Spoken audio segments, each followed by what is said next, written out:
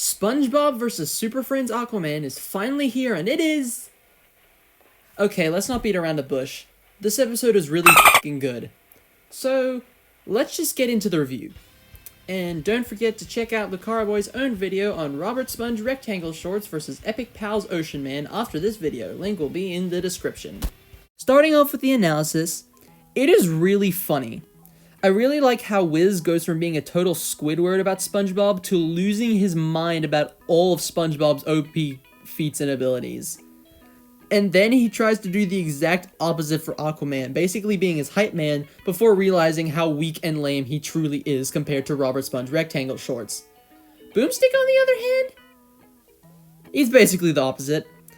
I like how confident he is in SpongeBob's rundown, basically telling Wiz that they've brought up all they need so they can just end it there before Wiz cuts him off.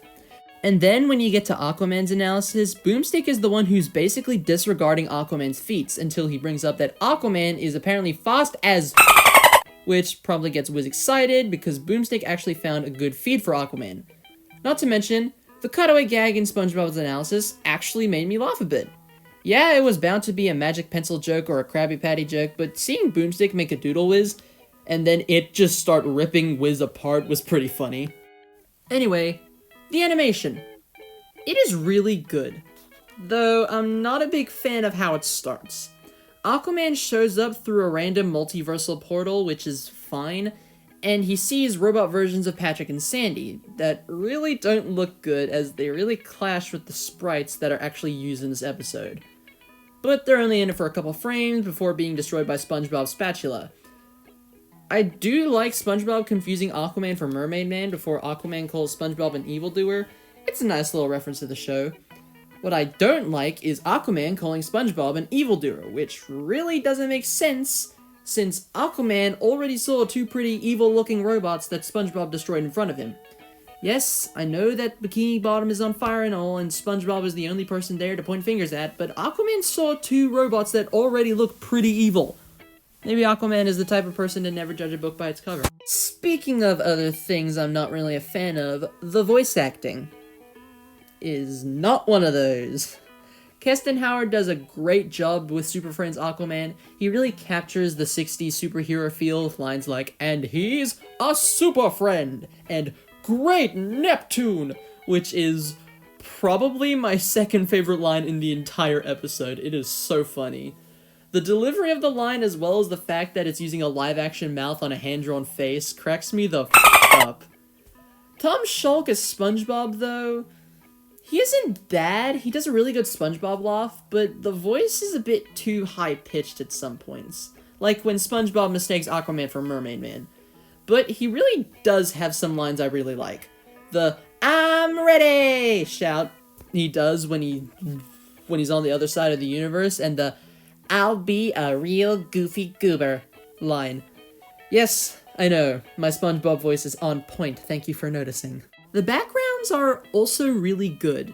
Big shocker, I know. It does go from being a fiery underwater wasteland, I know that's hyperbole, but shut up, and then it just goes back to regular Bikini Bottom blue between shots.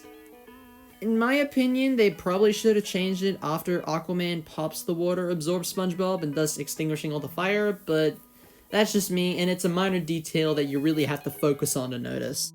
The episode itself doesn't really focus on the fight. There are moments of fighting between the characters, but it more so focuses on the characters themselves and the comedy. And to its credit, it nails those two elements. The comedy overall is on point. I don't think there is a single joke that didn't make me laugh. I like the Saitama versus Popeye-esque opening clashes where they kick each other in the balls with the giant sterility in the background, mirroring the 60s Batman show where giant words would pop up every time the characters landed a hit, to, again, the Aquaman Great Neptune shout, to Aquaman admitting he's the lamest superhero, using the dolphin noise to swear, to the big-ass nuclear blast at the end. Overall, the comedy is amazing, and I can definitely see this surpassing Hercule vs. Dan as the funniest episode in the series. But the characterization, that is where this episode truly shines. throughout the entire episode, Aquaman acts as this big, tough hero who fights for what's right and has a silly voice. But when looking through the multiverse to see every other version of Aquaman, he breaks down emotionally after realizing that he is the lamest and weakest version of Aquaman throughout the multiverse. But SpongeBob notices this, and instead of doing anything drastic, he sympathizes with him, as he's been through the same. He even lets Aquaman pop him to release all the ocean water stored inside his yellow and porous body to even the playing field. And then, at the end of the fight, SpongeBob uses his magic pencil to draw Aquaman a gravestone in the shape of a number 1 that says, "Here lies Ocean Man," in a really touching moment. Speaking of which, the climax to the fight is really good. After a brief sword fight between Aquaman and SpongeBob using the trident and the magic pencil respectively, which is really well animated, Aquaman uses the tip of the magic pencil to draw a door to the other side of the universe to send SpongeBob to. Well, the other side of the universe. Which uses the narrator from SpongeBob in a pretty funny gag. SpongeBob then turns his legs into thrusters, Toon Force bullshit, and does the "I'm ready" shout and blasts off towards Earth, while Aquaman, down in arms since SpongeBob erased it earlier, uses his hydrokinesis to pool all the water in the ocean to create a planet-sized water vortex as SpongeBob rockets towards him faster than light speeds. More on that in a minute. Then we get the "I'll prove it to you" line, where Aquaman says that he'll prove that he's a real superhero, and SpongeBob says that he'll prove that he's a real goofy goober. God damn it, I love this episode so much. Aquaman then sends out a bunch of marine life as SpongeBob makes contact with the planet in an admittedly pretty weak final blow, creating a giant nuclear explosion, like in the show, and thus killing Aquaman. And even while Aquaman lays there dying, SpongeBob is sitting there with him, crying. That unintentionally rhymed, I'm very sorry. Aquaman then tells SpongeBob not to cry and says, "Let's be super friends," and then passes on. SpongeBob then creates Aquaman's grave with the magic pencil, ending off the animation. This animation is really good, no questions asked. While it does have some flaws in my eyes, they're only really nitpicks. And that just goes to show how good this episode really is.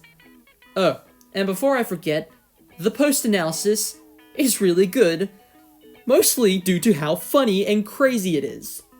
I mean, they put SpongeBob at 8.2 quinvigintillion times faster than light. For those who aren't in the know, excluding characters like The Flash, The Reverse Flash, Wally West, Archie Sonic, and Archie Silver, SpongeBob Mother Squarepants is the fastest character in Death Battle history. SpongeBob is faster than most Marvel and DC heralds. What the And they even included a SpongeBob beats Goku joke in there. 10 out of 10 episode. I love it. Overall, this episode is amazing. Would I say it's my favorite? Probably not. I still think that Trunks vs. Silver is a better episode, but not by that much though. But I do think this is my second favorite episode, which is saying something because this season has been filled with nothing but bangers. Don't really have much else to say other than, yes! Jason vs. Michael is finally happening! I am so excited for this episode. It comes out on Halloween, it is the 13th episode in the season, I can't wait. Also, I am really hoping for this episode to be done in live action. It really deserves it. So, yeah, that was the video. I hope you all enjoyed, and if you did, consider liking and subscribing. And also, comment down your thoughts of this episode as well.